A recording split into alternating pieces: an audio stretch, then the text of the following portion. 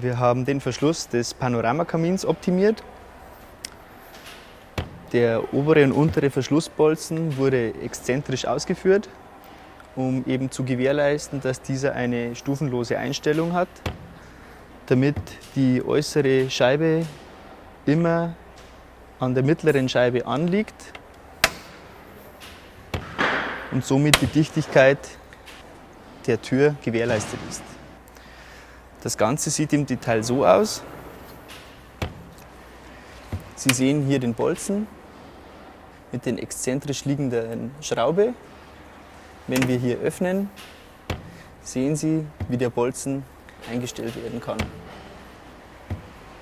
Und zum Verschließen einfach den Riegel über den Bolzen schnappen und die Türe ist geschlossen.